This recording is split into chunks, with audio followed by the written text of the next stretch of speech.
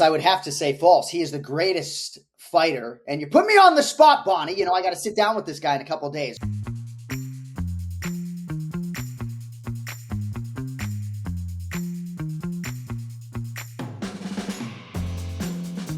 Welcome back to the Bohnfire podcast, where we talk about the UFC and mixed martial arts with those closest to the fight game. I am your host, longtime MMA journalist and MMA junkie, senior reporter Mike Bohn. Hope everyone is doing very well out there. UFC 314 fight week is upon us. We have been waiting for this one for a long time. Definitely the marquee event on the UFC's calendar.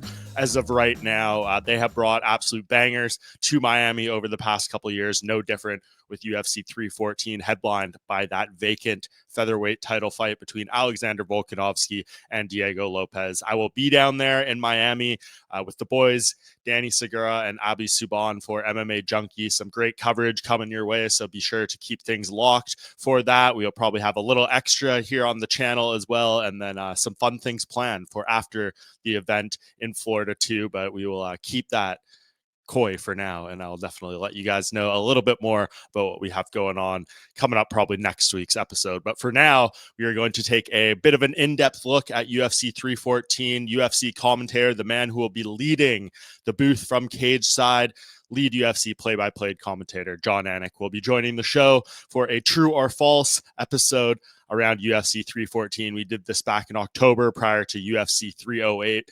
Was a lot of fun. That was a stack card as well. And I think this is the perfect format to go over a deep lineup like this, and no better man than Jon Anik, who of course is meticulously researched and prepped for all these fights. So it will be a lot of fun to go over all these matchups and kind of the storylines around them.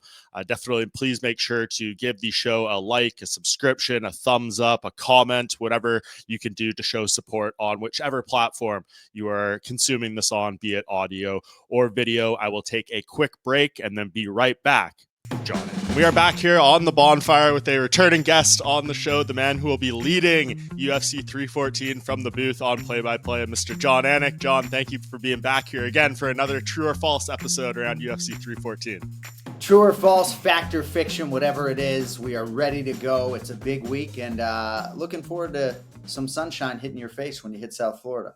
Yes, it's much needed. Can't wait. I haven't been to a Miami card yet. It's been like kind of just scheduling inconvenience. Last year I was at Joshua and Ngannou in Saudi Arabia while that was happening, and then year before I can't recall why it happened. But what's the one thing I need to do in Miami, Jon, when I have some free time around this event?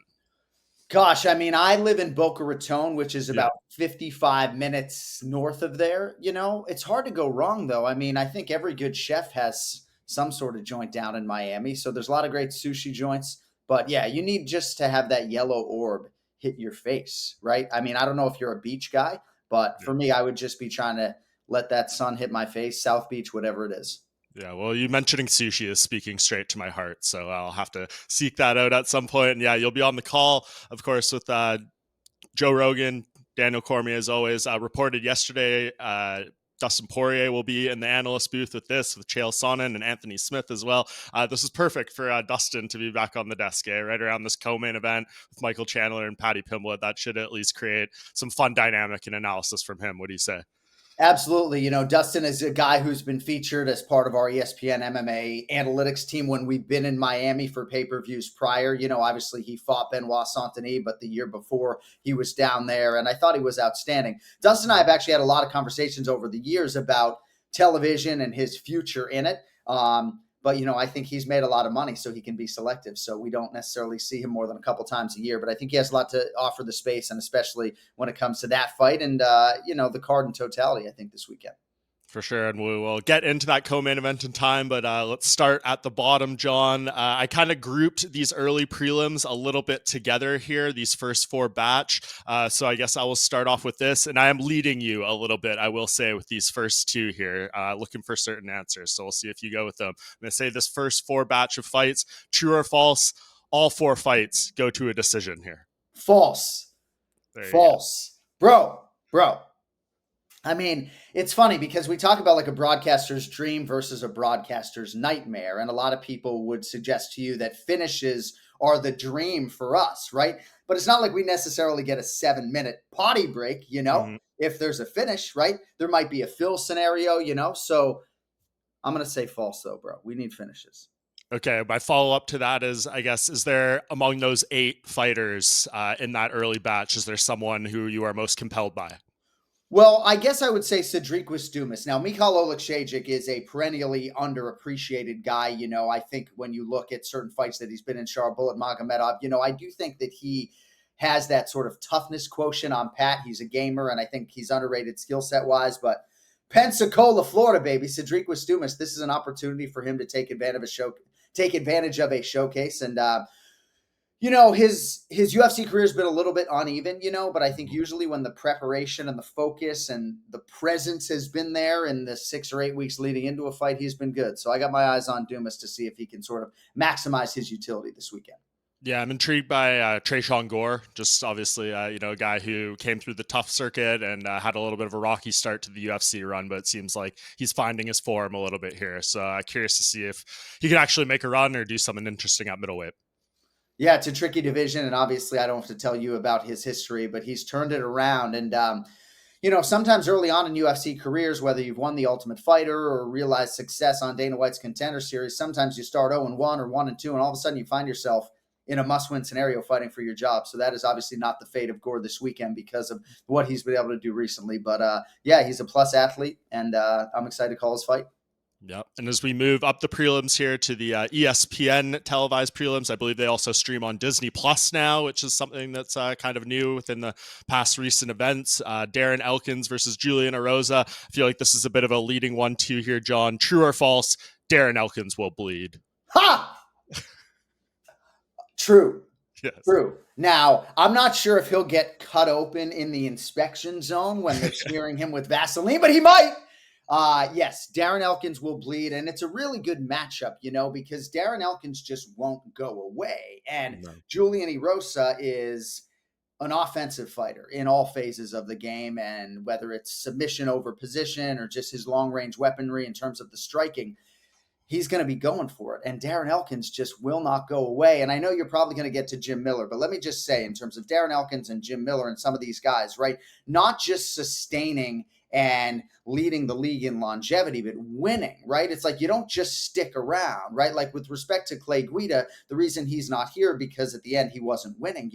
Darren Elkins is still viable. Now he's plus 285 this weekend, but, Darren Elkins doesn't lose 2 fights in a row. So we'll see what he has for Julian Erosa. And yes, there will be blood.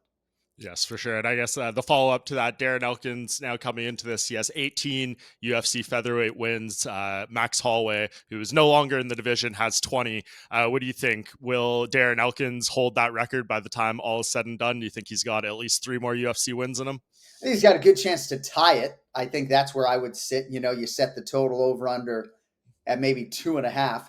I'm not sure if Max Holloway has punted with finality on the featherweight division, and that could sort of play into it as well. But, yeah, we'll say Elkins ends his UFC career with 20 featherweight wins. Okay, tied for the record. Yeah, what is that? Just a gut thing? You feel Max might be changing that up, or do you feel what kind of makes? I just think that the fight game is strange, man. The fight game is strange, and fan appetite for Max Holloway versus Ilia Topuria was insatiable, and that was like the dream matchup, I think, for so many fight fans. If they could have put any fight together at that time, it would have been Max Holloway versus Ilia Topuria. And I think when you are on that type of level, Max could find himself in a title fight at featherweight. Stranger things have happened. So I'm excited to see him at 55. Max Holloway actually told me at one point in time that he wanted to have a UFC fight at 85 before his career was said and done, not just 70, but at middleweight. So wouldn't put it past him. But, I don't think there's any question that if there were a championship sort of angle or lane and the promotion felt like Max was the guy, that they would get in that lane. Yeah, I'm curious to see if he does end up fighting at lightweight next, how he's going to be changing his body this time around, right? Because the one with Dustin Poirier last time, he only had a couple months, and I know he said if it was going to happen again, it would maybe be a more long-term thing. So curious to see if we get that scheduled, what it looks like. But on to the lightweight division itself here with the next prelim here. As you mentioned, Jim Miller versus Chase Hooper. True or false, the outcome of this fight will decide if Jim Miller actually reaches 50 UFC fights? Good question, Michael. I'll say false. So I think Jim Miller's going to get to 50 UFC fights. And most remarkably is that he's had to navigate that Lyme disease all en route to potentially getting to 50 UFC fights. He is a plus 500 underdog this weekend. I don't have to tell you that, but Chase Hooper is a minus 700 favorite. And even I if didn't you and notice how I, wide. yeah, even if you and I would agree that he doesn't deserve that type of bloated distinction, Chase Hooper's the man right now. And Chase Hooper has exceeded the expectations of a lot of people, maybe my broadcast partners and others. But I think Jim Miller gets to 50, and not unlike what we were saying about Darren Elkins, Jim Miller is winning fights, right? And say what you want about the UFC 300 performance against King Green, but he immediately responds in kind. So I think Jim Miller could get to, 51 if he really wanted to, but I'm confident he gets to 50, even if he doesn't cash as a plus 500 underdog this weekend. I think, the betting line suggests that he's up against it. And, Chase is an oncoming force that needs to be reckoned with. So we'll see. Yeah. Wow. If you had said a couple of years ago, Chase Hooper would be that big a favorite over the Right. man with the most wins in UFC history, I think many would have been surprised.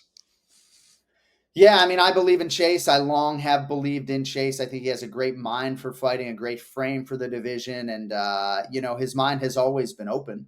I just think that, maybe he didn't look as phenomenal, and you can focus on the root word phenom there, as Raul Rosas Jr. when he was in his formative years in the UFC, right? I mean, Rosas Jr., 6 UFC wins at 20 years old or whatever it is. It's insane. But no, I think Chase Hooper maybe wasn't given the benefit of the doubt by some because he didn't look the part. And how far can he take it? I don't know. But, Paddy Pimblett to some doesn't look the part either, even though he's an athletic specimen. And he's 2 wins away from a world championship opportunity. So I'm excited. I believe in Chase and hope he gets those powdered blue shorts at some point in time. Yeah, the move to lightweight has done wonders for Chase Hooper. And the reason I guess I asked this is I heard Jim Miller do an interview with the guys at MMA Junkie Radio. And I don't know if he was just like tired, had a bad day of training, whatever, but just like his tone I heard him talking a little bit more about like, maybe it won't be too much longer, more so than I feel like I have around some recent fights. So again, again, maybe it was just a weird day. Who knows? But I don't know if this goes very badly for him. Who knows how that changes his thoughts on the future? But we shall see. On to the next one here. Xiaonan and Virna Jandiroba. Huge fight at strawweight. True or false? This fight is a title eliminator at strawweight. True. Certainly for Virna Jandiroba. Virna Kakara Jandiroba. We're going to play her audio file later today on the Anakin Florian podcast. She's already championship worthy. And I think that if you were to ask Dana White or Hunter Campbell about that, or Mick Maynard, Sean Shelby, they would all agree that she already is worthy of a championship opportunity. She had a fight penciled in against Tatiana Suarez, who was essentially pulled to fight for the world title. So Vina's right there. I think for Xiaonan, if you're able to end this winning streak for Jandiroba and do so emphatically with a finish, Xiaonan's style is such that she is bulletproof matchmaking in terms of the entertainment value. But I kind of think she needs to put this woman away. And if she's able to do that, then I think she reopens the conversation. I just don't know what the promotional appetite would be for a rematch between Zhang Weili and Yan Xiaonan, however competitive it was at UFC 300, right? I just don't see that as something that is in our immediate or even distant future. Zhang Weili potentially could have business to attend to at flyweight if Valentina Shevchenko can get past Manon Fior. So, yeah, I think for Virna, to be sure, I think if Virna wins, she's fighting Zhang Weili if there's no super fight. So, true. Yeah, that seems like a pretty accurate analysis. The only thing, I guess, the best path for Yan is like if they want to do an event in China or something, that would be right there, and that's obviously the biggest title fight you could put on there between 2 Chinese fighters. So maybe the schedule affords her that opportunity more so than I guess like Merritt, but would be a great spot for her to be in. Is your expectation, I guess, that we are waiting to see what happens in that fight in Montreal for the champion, for Zhang Weili? Like, does she have a hard eye on maybe moving up, or is there a possibility this is crowning the next fight we get for her? See, it's interesting because in terms of the business still to attend to at strawweight for Zhang Weili, I'm not sure exactly what that is in terms of a number one contender. You know how much I love Virna Kakara Jandiroba, right? Yeah. And if she beats Yan Xiaonan, that is a makeable fight. But when you talk about Alexandre Pantoja trying to track down Demetrius Johnson as the greatest flyweight of all time, or Zhang Weili trying to track down Amanda Nunes as the consensus greatest women's mixed martial arts athlete of all time, what do they need to do? Like, what would Pantoja have to do to somehow dethrone Demetrius Johnson in the eyes of the MMA masses? I don't even know if it's attainable, as great as Pantoja is. Zhang Weili, I think you can already talk about her in the same vein as Amanda Nunes, right? And for a time, it was Amanda Nunes is the consensus greatest of all time with respect to Cyborg and Rousey. It's Amanda Nunes' world. Everybody else is living in it. Valentina Shevchenko is great, but she lost twice to Amanda, and she lost to Alexa Grasso sort of in an emphatic way. And now we have Zhang Weili, 2 head-to-head losses to Rose Namajunas. And yet, right now, I think she is neck and neck with Amanda Nunes. So it's a long-winded way of saying, what does she prioritize, right? Does she want to try to chase down Amanda in that 2-division way, or does she want to try to further distance herself from, say, Joanna Jędrzejczyk as the greatest strawweight queen ever, or Rose? I don't know. But I can tell you that she's right there with Amanda for me. They're the 2 greatest of all time in the women's game. Yeah, and I do think if she does end up going to 25, I can't see a scenario where she just gives up that belt or vacates it or something. It'll probably be a champ situation because it's not like there's a ton of people waiting in line for their cracks. So maybe it works out where she gets to have her cake and eat it to a degree in this situation. So we shall see at strawweight. But on to the next. Dan Ige against Sean Woodson. True or false, John? Dan Ige needs this win more than Sean Woodson. Again, you have great questions. I think in terms of fighting for the world championship, maybe true, but Sean Woodson's a big man. And even though he has shown to be more than capable of making the weight, Sean Woodson has bided his time and waited for a big name opportunity like this. He's getting it. It's the featured prelim. A couple million people, it stands to reason, to be watching Sean Woodson this weekend. So he can kind of ill afford a setback as well. I don't have to tell you about the treacherous nature of the waters at 145 pounds. But yeah, I mean, Dan Ige holds serve against the guys that he is supposed to beat. And oftentimes he does so by knockout. And then he has shown to just be one beat behind when it comes to the guys that maybe on paper he is not forecast to beat. And you can argue, as I sit here early fight week and look at Sean Woodson as a minus 155 betting favorite, that maybe this isn't a guy on paper that Dan Ige is supposed to beat right now in current form. But, Ige, I think, was super motivated watching that featherweight main event between Lerone Murphy and Josh Emmett, 2 guys that he's familiar with. And, I can see why some people might take a look and a long, hard look at the powerful Dan Ige at plus 130 this weekend. But yeah, man, I think Eric Nixick probably would tell you privately, like, this is one we got to have. Yep. And you look at the featherweight division, as you said, treacherous waters. You got Woodson on his 8-fight unbeaten streak, Movsar on his 8-fight winning streak, and Lerone Murphy on his 9-fight unbeaten streak. So a lot of long runs here. One of these guys is going to have to win 12 or 13 fights to get their title shot. So it's going to be a tough run for one of these guys, at least. We'll see if Woodson can kind of separate himself a little bit here. On to the main card now, John, on pay-per-view. As we said, you'll be leading the booth here with Cormier and Rogan. True or false for Nikita Krylov versus Dominick Reyes? The winner of this should be in a title eliminator for their next fight. Well, in the Mike Bohn Fighting Championships, true, and you can be sure there's so much that goes into this, right? And you do have the presence of Alex Poatan Pereira sort of lurking over this light heavyweight division. Nikita Krylov for a long time has sort of been the forgotten man, and there have been bouts of inactivity and there have been inopportune losses at times, right? The betting lens is but one angle to look through for this fight, right? But Nikita Krylov's minus 192, Dominick Reyes in pretty good current form at plus 160. This is a huge, huge fight, and strategically placed, I do think there's a great chance that we get a finish in this fight. I think I speak for everybody in the fight game when I say that we're excited to see Dominick Reyes back in a big way, but Nikita Krylov's as versatile a guy as there is in terms of finishing in all phases as there is in this 205-pound division, and I would think the avid fans, even if it's not some major needle mover, would really get excited about a matchup between Magomed Ankalaev and Nikita Krylov. So, maybe not your mom's cup of tea, but it's a huge, huge fight. And you can be sure we're going to make sure everybody knows how to pronounce Krylov because he might be a world champion one day. He's that good. Yeah, real stakes between these two guys. I mean, if I'm the winner here, I'm probably calling out either Carlos Alberg or Yair Prochazka, and that's kind of what I say is your Yeah. potential title eliminator. Is these two things run back, and then who knows? Maybe there is opportunity there. I mean, do you think we are getting Ankalaev versus Pereira too? Like I hear your fellow analysts, in all the interviews. Xiaonan saying it's a bad idea for Pereira to run it back immediately. Some others kind of following off the back of that. You see Ankalaev out there saying you aren't taking this rematch in August. What's going on here? What's kind of your temperature on this right now?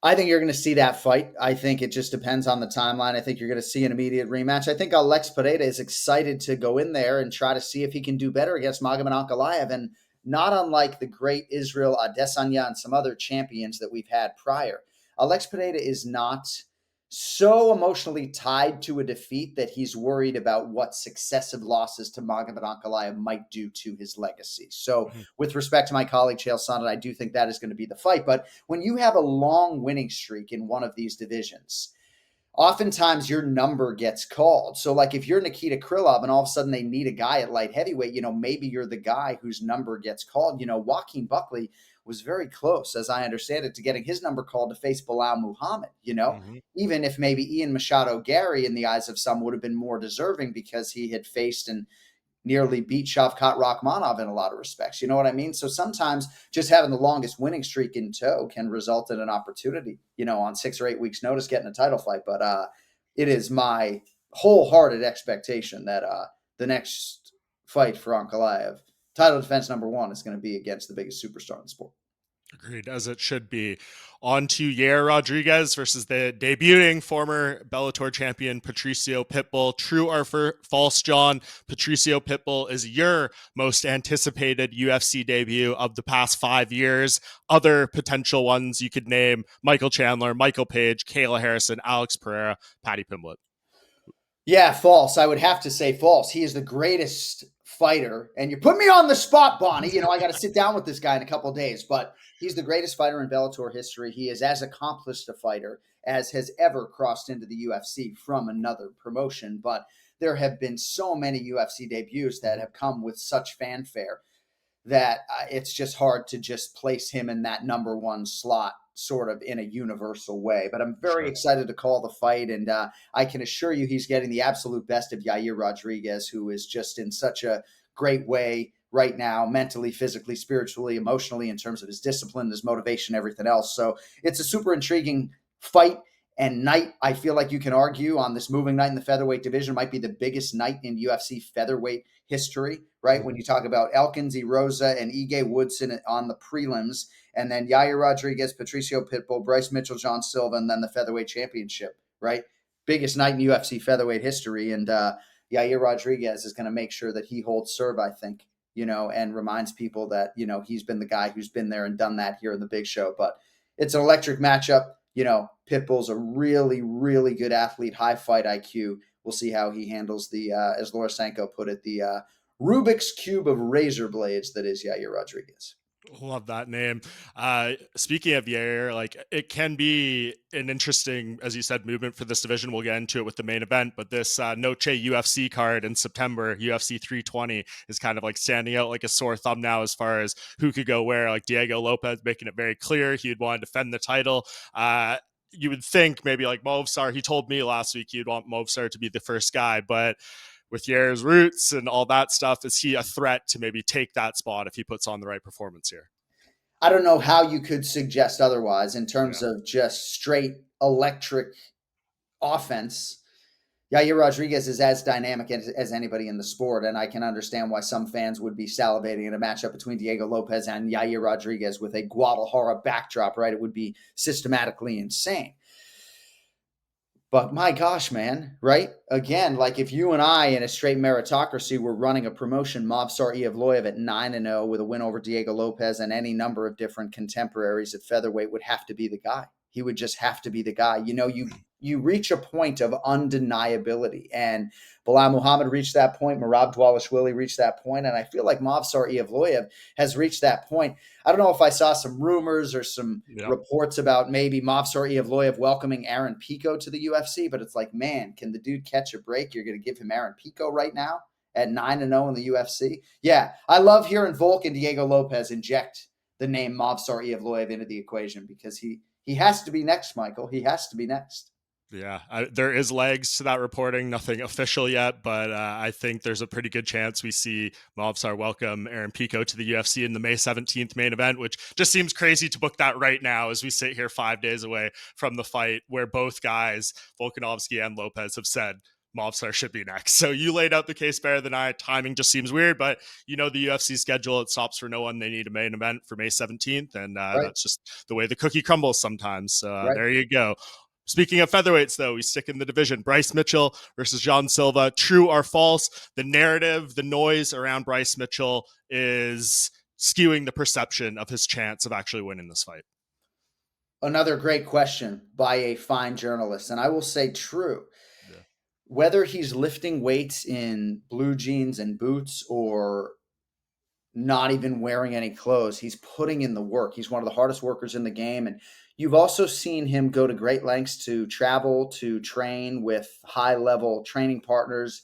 I just think that Bryce Mitchell's commitment in totality to martial arts sometimes is what gets lost in all of this. And, I don't have to tell you about his ground fighting exploits. Outstanding submission guy, really good ground striker. He has heart. He has toughness, fight IQ, durability. He's got a lot of different things. And, the betting line would suggest to you with Jon Silva minus 325 that he's going to need every bit of them to come through as a plus 260 underdog this week.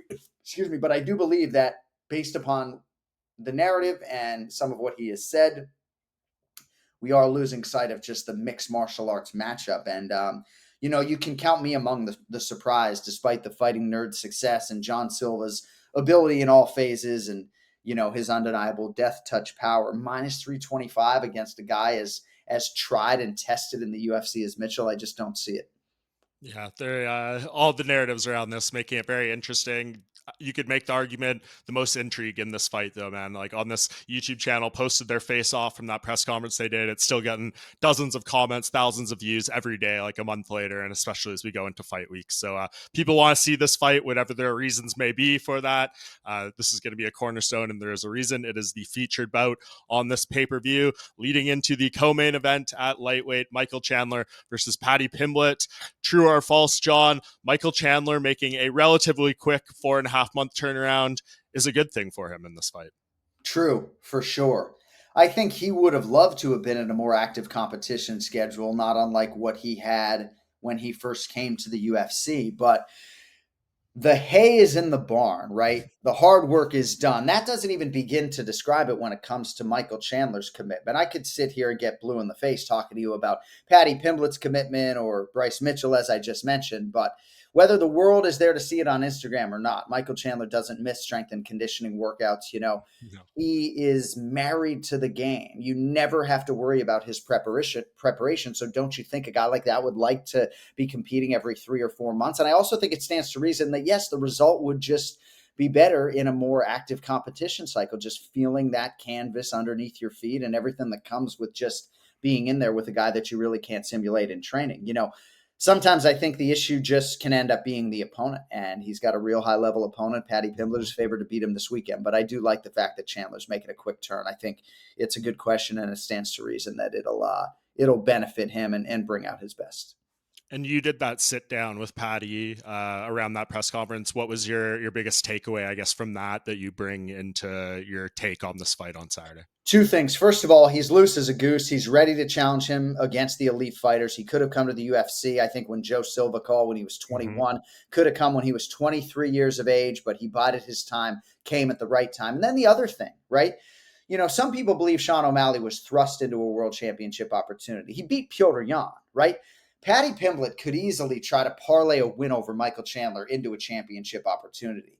Instead, though, he's talking about beating Chandler and then having to get through either Charles Oliveira or Dustin Poirier. And a lot of fans would maybe bat an eye at a matchup between Paddy Pimblett and Charles Oliveira. And I think that might be the toughest guy for him to beat other than Islam Makhachev. But Paddy believes in himself, believes in his skills. He's an outstanding athlete. And he has a lot of different ways that he can put you away with strikes and with chokes. So he is not looking to fast track this thing or to get past the number one contender type. So I guess that was my biggest takeaway, that he has a real understanding of what the trajectory would be, that he's going to have to beat Chandler and maybe beat Charles. And then in theory, if he could do those things, big ifs, yes, but he'd be ready for Islam. And as I've said too, Mike, and I don't know if I said this to you privately, all Paddy Pimblett has to do is get to a title fight to be a global superstar.